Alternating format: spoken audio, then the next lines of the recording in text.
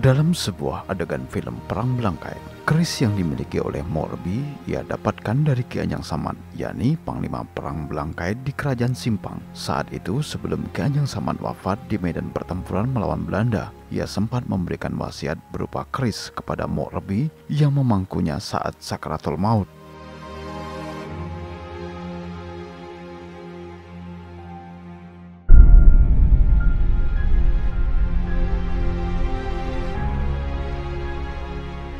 Amuk Rebi dengan penuh rasa sedih menerima amanah berupa keris tersebut sebagai simbol untuk meneruskan perlawanan terhadap kolonial Belanda.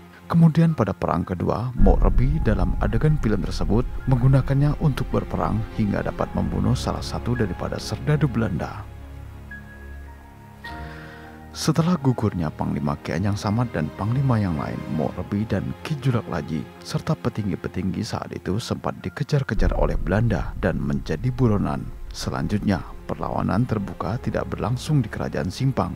Ditambah lagi politik Belanda mengalihkan kekuasaan dari Kerajaan Simpang ke Teluk Melano, membuat posisi dari Gusti Panji sebagai raja semakin melemah. Banyak para pejuang yang lari ke perhuluan, seperti halnya Mok Rebi yang sampai lari ke Hulu Tayab. Kemudian ia ditangkap serta dipenjara di Sukadana, lalu kemudian dilepaskan dan kembali ke kampung Munggut Jering. Kemudian di masa tuanya ia berpindah ke Tambang Amok atau saat ini disebut sebagai Dusun Air Manis Matanjaya dan meninggal pada tahun 1982 dengan usia 105 tahun.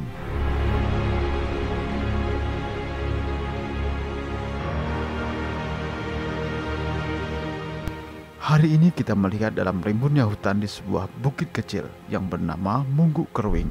Jauh dari hingar-bingar kebisingan, non jauh di pelosok kampung yang berada di perhuluan berbaring seorang pahlawan di pusaranya. Ia adalah Amuk Rebi atau yang juga dikenal sebagai Ke Udo Rebi yang merupakan pahlawan dalam Perang Belangkai di Kerajaan Simpang melawan penjajah Belanda yang pernah terjadi pada tanggal 27 hingga 28 Februari 1915 Masehi.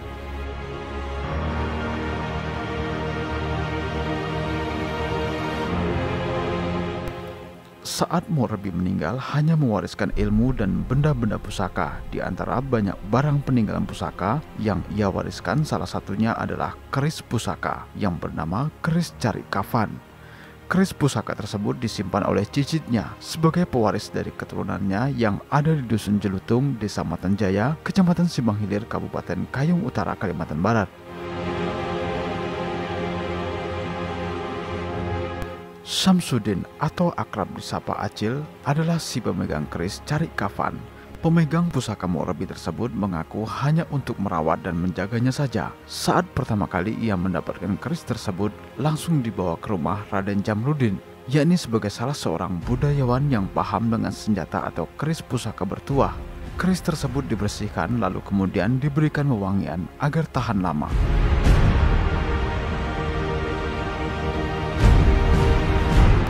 Dari kajian budaya, ada yang menarik dari keris tersebut. Agus Kurniawan adalah salah seorang pemerhati budaya dan sejarah. Melihat keris peninggalan Mok Rebi itu bukanlah keris milik bangsawan atau pengawal raja menurutnya. Namun itu adalah keris masyarakat biasa, akan tetapi adalah orang yang berpengaruh atau disegani di masanya.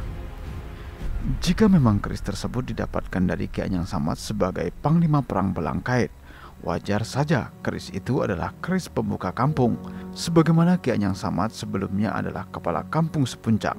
Dengan kata lain, pemegang keris tersebut adalah simbol sebagai waris kepemimpinan yang pada masa itu diidentikan sebagai waris misi perjuangan dalam Perang Belangkai.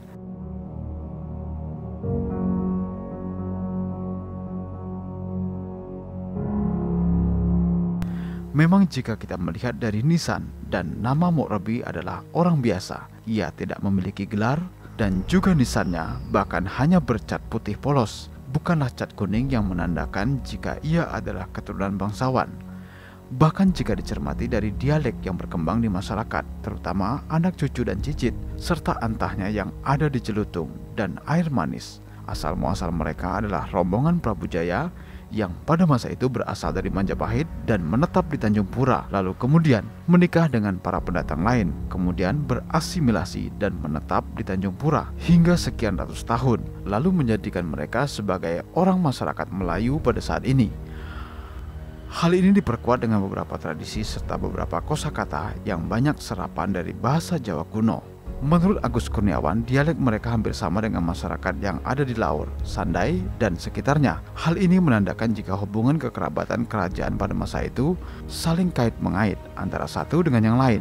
Masih menurut Agus, keris itu pun bisa jadi didapatkan dari tempat yang jauh. Namun apapun itu, keris yang saat ini dipegang oleh Samsudin tersebut merupakan bagian dari warisan serta bukti sejarah.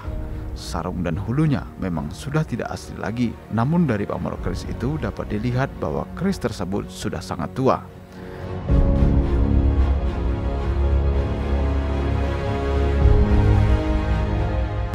Demikianlah pembahasan mengenai keris bertuah dari peninggalan Mok Rebi, salah satu pahlawan dalam Perang Belangkait di Kerajaan Simpang. Semoga bermanfaat bagi kita semua. Sampai jumpa dan salam budaya.